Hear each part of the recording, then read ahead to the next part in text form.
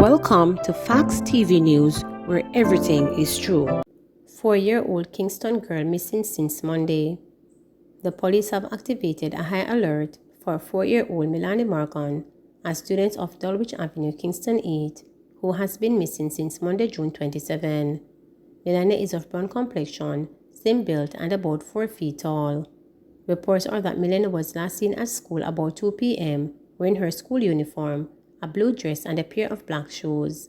Anyone knowing her whereabouts is asked to contact the Grand Spend Police at 876-775-1795, Police 119 emergency number, or the nearest police station.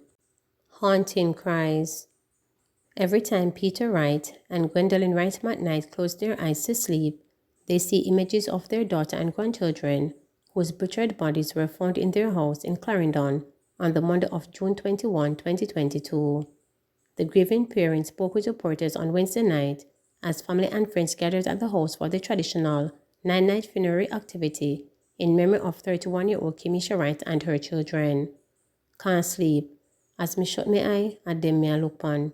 Even last Wednesday night, June 22, me can naturally hear the baby a cry. I've been drinking, crying. Those things help me ease the pressure off me, said Kimisha's father Peter, his head hung low, seemingly reflecting on the savagery. It kinda rough, but me just have to take it easy because it happened already. But me glad the law take its course, so we have to just leave it in their hands, he added. His reference was to the fact that the man accused of the killing of the family, Roisin Barnett, has been charged and on being taken before the Home Circuit Court on Tuesday was served with a death penalty notice by Director of Public Prosecutions Paula Llewellyn. The slain woman's mother admitted that she too was having a difficult time coping with her loss. I cannot say I rest like I normally do, because every time I close my eyes, I see my daughter and grandchildren in front of me. So I would jump out of my sleep and get up and read the Psalms or so to cope, Wright McKnight reported. Despite their grief, the parents were able to share fond memories of their daughter and grandchildren. The father said he shared a tight-knit bond with his daughter. She was everything to me because me raised her from she was 3 months old. That time we were living in Old Harbour Bay, and me wash her hair, plait her hair, carry her to school, everything. Up to when she turned 31, me visiting her and my grandkids them same way. Me no left them out, he said. Wright McKnight reminisced on the last fun moment she spent with her granddaughter Rafaela, who was affectionately called or referred to as Rafi. She was dancing for me and said, "Mama, you know I want to be a model." She always entertains me, and if I'm not looking on her, she would say, "Mama, you're not paying me attention, you're not clapping," and she would get vexed and go one side. And I would say, "Okay, go again, I am going to clap this time," the mother said. The Monday before the killings, I called my daughter on the phone and talked to her and one of my grandchildren, Kimanda, and know this, Wright McKnight said, shaking her head in seeming disbelief. Flickering candles lined both sides of the street leading to the house, a show of mourning and respect for the slain family, whose images were printed on buttons and customized t-shirts worn by mourners. 18-year-old Ashanti Wright couldn't hold back her tears as she shared with reporters that her slain sister Kimisha was a caring person. "I'm depressed. She was a really great sister. She used to give me snacks when I didn't have any to go to school. She used to give my mom stuff because my mom never really have it," she said, while drying her tears to regain composure. Kimisha's elderly neighbor, Gwendolyn Edwards, was on the brink of tears. "Me always keep her house key when she leave. When them call me and tell me say everybody dead, me bawl out. And from that, me no stop bawl. People pray for me. Lord have mercy. All tonight, me can't sleep," the 87-year-old woman said. On Tuesday, Llewellyn explained that she served the death penalty notice, as well as a voluntary bill of indictment against Barnett, after carefully considering the allegations disclosed in the evidentiary material gathered so far, the law and public interest in the gruesome murder. The death penalty notice has since elicited mixed responses from political and church leaders, human rights groups, as well as Jamaicans in general. People who were present at the candlelight vigil also weighed in on the matter. "I honestly believe this was a gruesome act, and to just give him a sentence where he is going to be eating taxpayers' money, I don't think it would be fair to us as citizens because he has no heart. We need to treat him as how he treated these people," said Rosemary Hemington. A resident who also gave his name as Mickey added, "His death penalty notice, please everybody, but him should have dead already. He is a wicked man."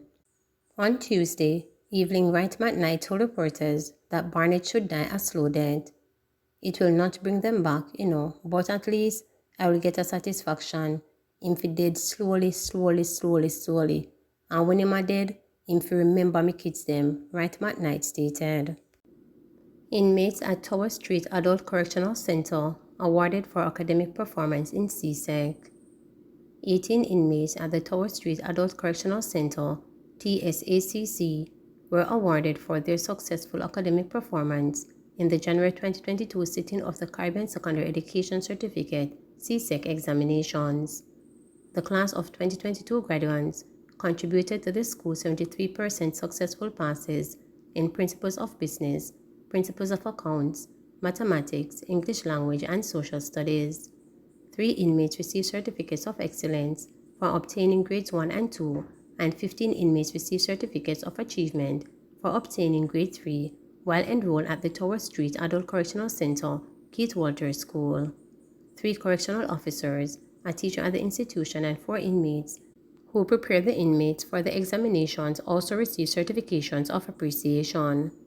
Keynote speaker at the graduation ceremony, Jason Downer, Deputy Chairman of the Board of Visitors for TSACC, encouraged the inmates to mentor youths and steer them from a life of crime. "I interact with boys from different socioeconomic backgrounds. They are stories I cannot tell them because I have never been there.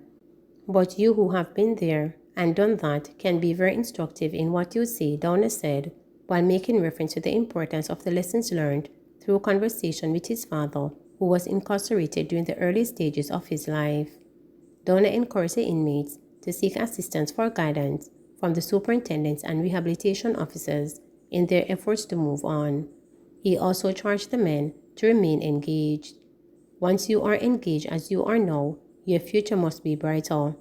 In engaging in the present, it also means doing so through means presented through the officers and through the system to engage your sons, your daughters, and family members in a timely and strategic way," Downer added. Education Minister urges students to participate in summer school. Students island-wide are being urged to take full advantage of the National Summer School Program slated to commence on Monday, July 4. Minister of Education and Youth Favor Williams said it is to help you who have lost 2 years when you were on the virtual platforms while speaking at the Hope Valley Experimental School graduation ceremony in St. Andrew on Thursday. The program, which was designed to help students recover from the loss of learning due to COVID-19, will run for 4 weeks and will employ both virtual and face-to-face lessons. Administrators are expected to use the performance data for individual students to recommend them for a modality. For students assigned to virtual classes, on-demand access to the platform and content for the entire summer period will be given. Online service providers who have been approved are Learning Hub Online, EdFocal Limited, and One-on-One Educational Services Limited. Discussions and plans for the logistics for face-to-face instruction will take place at the regional and school levels. Meanwhile, Minister Williams has thanked parents and teachers for the resilience that they have displayed during the COVID-19 era and has urged them to remain engaged with students. Jamaicans in US donates $14 million worth of computer tablets to St. Catherine St. Mary. A donation of almost 600 computer tablets has been gifted to students in St. Catherine and St. Mary recently to support their education.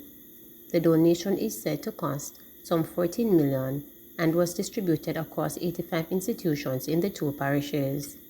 Melvin McDonald, a New York-based Jamaican, said after seeing a news broadcast which highlighted the challenges that local students were having in accessing online classes during the early stages of the COVID-19 pandemic, he was moved to make the contribution. The retired educator and philanthropist, who is a St. Mary native, said he first contacted a minister of religion from St. Catherine, who shared that he witnessed 3 students using one mobile phone for remote learning. "Both incidents touched me, and as for a former teacher, I thought about what I could do to help some Jamaican children, and I decided that the best way I could help them was to give them some tablets," McDonald said. Subsequently, he contacted the Ministry of Education and Youth and made the contribution. He said, "I hope that the students will use the tablets for one purpose, to enhance their education. That is my greatest hope. If my effort can prevent 5 or 10% of them from becoming problems to society, then I would have achieved my objective." The principal of the Bernard Primary School, Mr. David, has expressed his gratitude. He said, "This is saying to us that there are good individuals out there in society who are saying, this is my country, this is my Jamaica, and I can make a difference in the lives of children." We definitely need some more individuals like Mr. McDonald to invest in nation's children. McDonald shared that he also awarded 2 scholarships to students from the St. Catherine Bay's Grateful Hill Primary School next year. Please remember to subscribe, like, share, and click the notification bell for daily updates.